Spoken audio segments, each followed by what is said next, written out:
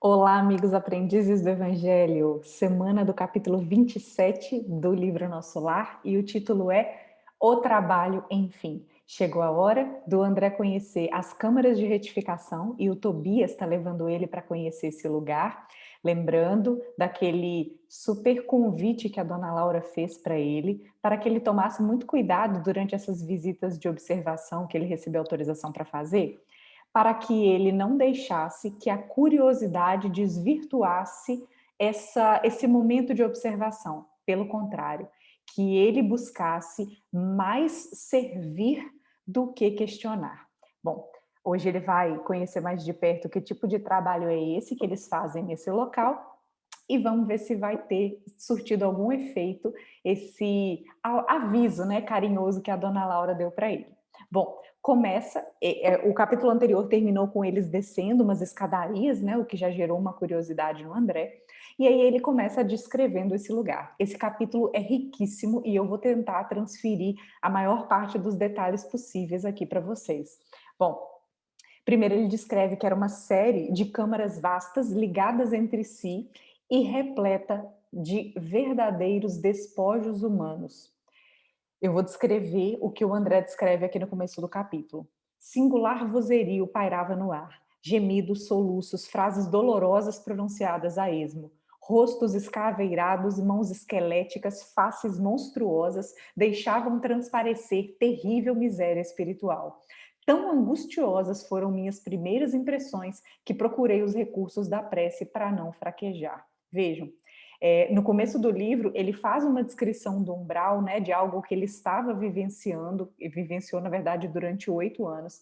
E agora, depois dele ter se recuperado, depois dele ter saído do hospital, estar numa situação melhor, ele se depara na colônia Nosso Lar, na colônia onde os espíritos já foram retirados do umbral, com um cenário desses que mais parece que ele retornou para esse local. Então ele ficou realmente muito abalado e vem alguns detalhes aqui bem interessantes para a gente entender do que se tratam essas câmaras retificadoras.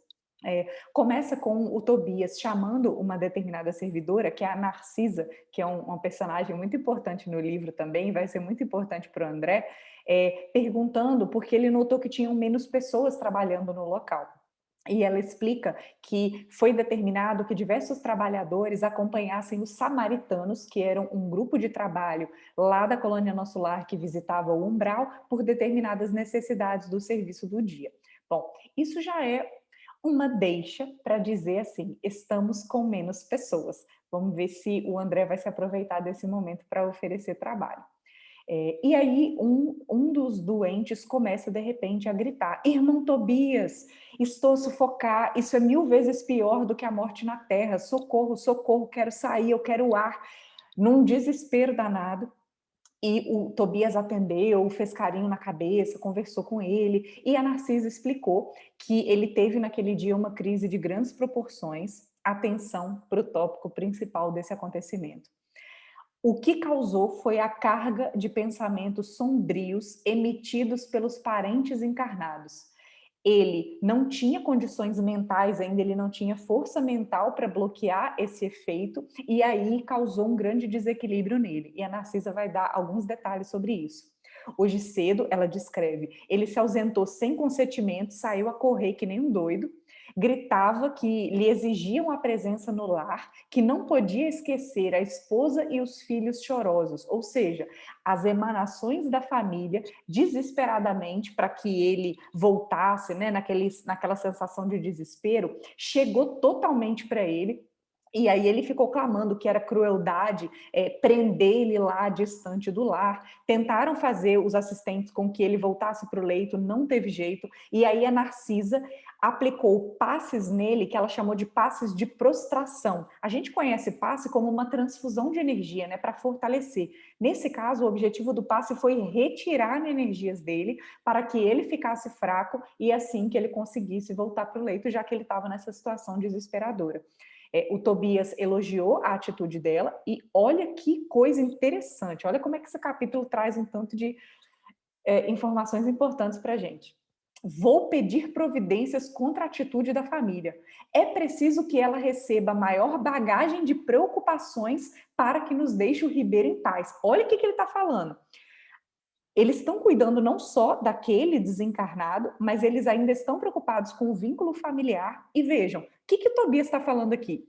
Vamos mandar problema para eles, porque eles estão muito desocupados lá na Terra para ficar prendendo o desencarnado. Eu sei que isso pode parecer um pouco cruel, né? Porque quando a gente perde algum ente querido, é uma situação muito triste. E imagine, dentro do contexto do espiritismo, o que a gente mais comenta sobre isso é cuidado com o tipo de pensamento que a gente emite para o nosso ente que desencarnou, porque isso pode fazer muito mal para ele, né? E imagina, quem não tem esse tipo de conhecimento, e a depender das circunstâncias da morte, se desespera demais. E aí, qual é o recado aqui? Esse desespero é muito prejudicial para o espírito, principalmente, né, gente, se ele não tem condições de bloquear essas emissões, como era o caso desse coitado aqui, né, que estava numa situação deplorável que era agravada pelo desespero da família. Então, a família precisava receber ocupações urgentes da terra para que conseguissem se desligar dessa emanação para esse Ribeiro aqui, que é o colega que a gente está conhecendo. Vejam que isso já foi o suficiente para o André provavelmente ficar louco querendo perguntar as coisas. Ele não falou nada por enquanto, mas eu acho que a expressão dele chamou a atenção do Tobias, né? E aí ele deu uma explicação.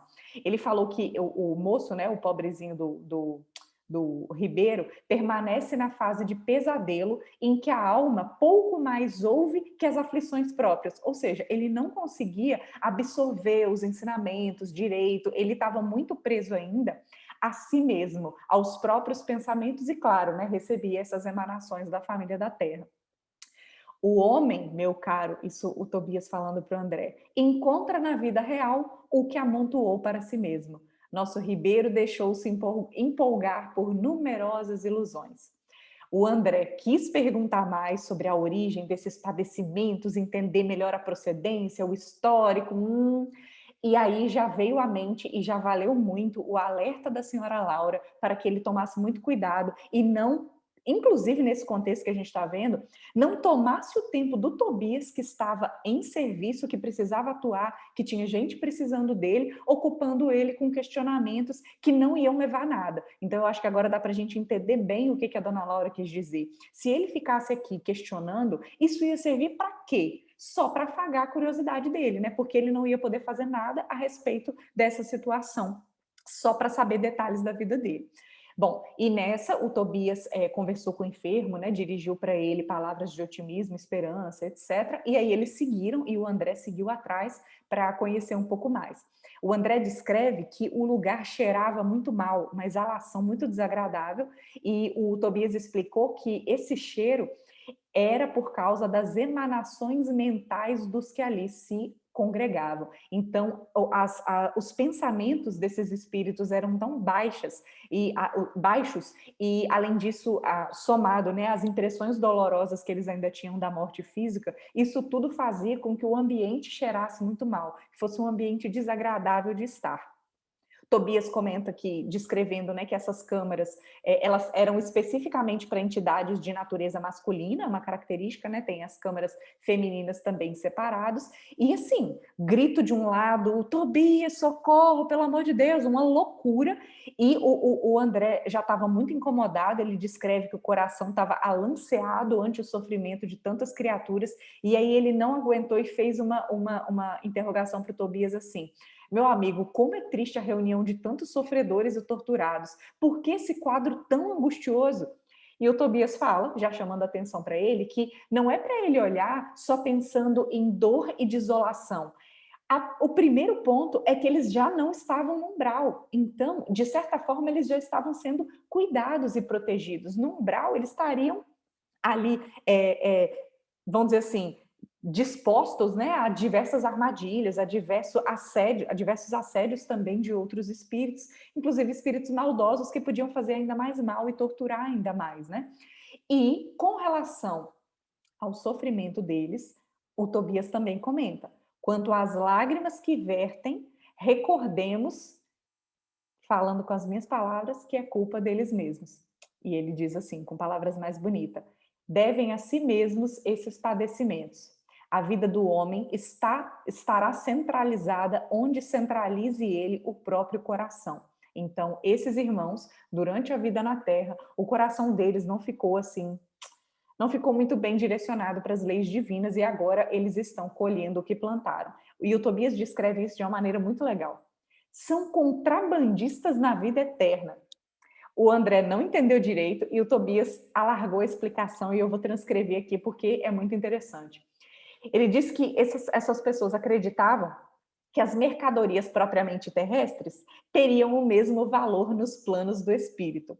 Eles supunham que o prazer criminoso, o poder do dinheiro, a revolta contra a lei, a imposição de caprichos, né, de desejos deles, atravessariam as fronteiras do túmulo e vigorariam lá também, oferecendo-lhes ensejos a disparates novos. Foram negociadores imprevidentes. Basicamente, é como se a gente achasse que a negociação que a gente tem aqui na Terra para obter vantagens valeria de alguma coisa do lado de lá. Olha que exemplo legal que ele dá. Quando iam a Londres, trocavam contos de réis, que era a moeda da época, né, da escrita do livro, por libras esterlinas, que é a moeda da Inglaterra. Entretanto, nem com a certeza matemática da morte carnal se animaram a adquirir os valores da espiritualidade. Olha que interessante, gente. Ele diz assim: quando a gente viaja, se a gente for para a Europa, a gente precisa se preparar e a gente precisa ter euros para usar lá, que é a moeda da Europa.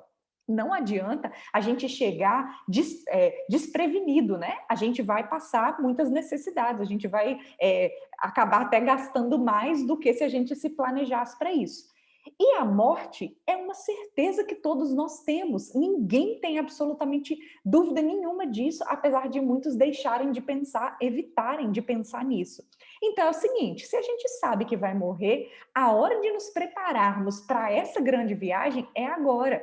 Nós precisamos adquirir vantagens, vamos dizer assim, adquirir bagagem para o nosso espírito, adquirir bagagem que valha no mundo espiritual, os verdadeiros valores, né? E aí, olha como é que ele descreve esse pessoal que está lá. Temos milionários das sensações físicas transformados em mendigos da alma. E o que fica para a gente aqui de recado é: será que nós já estamos com a bagagem legal para quando nós atravessarmos e fazermos essa viagem, deixando o corpo de carne e entrando lá no mundo espiritual? Será que a gente está preparado? Será que a gente já está aplicando aqui o nosso conhecimento? Será que a gente já está exercendo pelo menos um pouquinho do que Jesus exemplificou para a gente? Porque é isso que vai abrir portas legais para a gente no mundo espiritual. Bom, para piorar um pouquinho, eles foram conhecer um outro lugar que o Tobias descreve, que é onde estavam alguns semi-mortos. Na hora que abriu a porta, o André já cambaleou e quase caiu. Ele basicamente viu 32 homens que ficavam deitados em leitos baixos, que eram basicamente cadáveres que respiravam levemente. Assustado, o Tobias descreveu essas pessoas como crentes negativos. Veja só, olha a descrição que ele faz. Ao invés de aceitarem o Senhor, eram vassalos intransigentes do egoísmo. Ao invés de crerem na vida, no movimento, no trabalho, admitiam somente o nada, a imobilidade e a vitória do crime. Converteram a experiência humana em constante preparação para um grande sono. E como não tinham qualquer ideia do bem a serviço da coletividade, não há outro recurso senão dormir em longos anos em pesadelos sinistros. Gente, vejam só. O problema não é nós estarmos aqui na carne e não acreditarmos em reencarnação. O problema não é nós acreditarmos ou não, tá? Que quando morrer tudo vai acabar, a gente vai virar pó, ou então a gente vai dormir por longos anos e depois vamos ser acordados por Jesus para ir para o céu ou ir para o inferno. Esse não é o problema. O problema é, com base nessa crença, a gente transformar nossa vida na Terra em nada de útil e produtivo. É a gente transformar a vida trocando experiências puramente materiais usando os recursos para crime, para trapaça, para fazer mal para os outros. Esse é o problema. Então, vejam, o materialismo e algumas vertentes, elas podem ser muito maléficas, e por isso que a gente fala o quanto é ruim o materialismo, mas não o materialista. Existem materialistas que estão muito mais preparados para o mundo espiritual do que nós que nos rotulamos como espíritas. Isso pela forma como vivem, por como já aplicam a lei de Deus mesmo sem acreditar em Deus. Então vejam o que conta. Não adianta nós termos o rótulo de uma determinada religião e não aplicarmos o amor ao próximo e não agirmos com ética, com honestidade, com respeito e tudo mais que caracteriza o homem de bem. No caso desses, eles acreditavam que iam morrer, iam ficar em um sono profundo e esqueceram de viver da melhor forma possível, de viver da forma correta. Então agora eles não tinham nenhum recurso para utilizar e ficavam lá basicamente como cadáveres, como se o corpo de carne que morre fosse a mesma coisa que o André estivesse vendo lá, o perispírito completamente inerte. Bom, o Tobias, como tratamento tradicional lá das câmeras, começou a aplicar passes neles e começava a sair da boca deles uma substância negra. O André descreve que era como uma espécie de vômito escuro e viscoso. E o Tobias explica que eram fluidos venenosos que eles estavam, de certa forma, tirando, né, já limpando do organismo deles. A Narcisa, enquanto o Tobias fazia esse procedimento de passe, ela corria para atender a limpeza, né, atender prontamente a limpeza, mas ela não dava conta. Grande número deixava escapar ainda a mesma substância negra e fétida nas palavras do André. E aí chegamos agora na parte final e principal desse capítulo. Foi então que instintivamente o André se agarrou aos apetrechos de higiene e se lançou ao trabalho com ardor. Ele descreve: a servidora, a Narcisa, parecia contente com o auxílio humilde do novo irmão, ao passo que Tobias me dispensava olhares satisfeitos e agradecidos. O serviço continuou por todo o dia, custando-me abençoado suor, e nenhum amigo do mundo poderia avaliar a alegria sublime do médico que recomeçava a educação de si mesmo na enfermagem mais simples. Então vejam, para muitas pessoas, né, que podem estar ouvindo, para a gente, né, para mim, por exemplo, que sou acostumada com faxina da nossa casa, com esse tipo de coisa, pode parecer que não foi nada demais, mas o André Luiz, que começa esse livro passando apertos no umbral, foi alguém que viveu sem passar por esse tipo de experiência. Ele teve uma família muito bem estruturada, ele estudou medicina, ele já começou com um caminho muito fácil, já tendo uma clínica, ele não teve desafios, ele se sentia superior pelo diploma que ele tinha. Então, para ele, que a gente possa reconhecer, ele despertar para, inclusive com aquele grande conselho da dona Laura, né, mãe do Lísias, ele despertar e se entregar ao serviço diante daquela necessidade e limpar aquele vômito que era talvez pior do que o vômito que a gente conhece aqui, né? Aquela substância negra e fétida para auxiliar naquele momento. Foi uma situação espontânea que resultou em uma imensa alegria e satisfação. Então, certamente, apesar do suor que ele teve, espiritualmente ele não estava nem um pouco cansado, pelo contrário, ele estava muito alegre com essa dedicação, e por isso o capítulo chama O Trabalho Enfim, e a gente se alegra junto com ele, né? E vamos aí continuar acompanhando nos próximos capítulos o continuar desse despertamento aí do novo André Luiz. Até a próxima semana, um abraço a todos.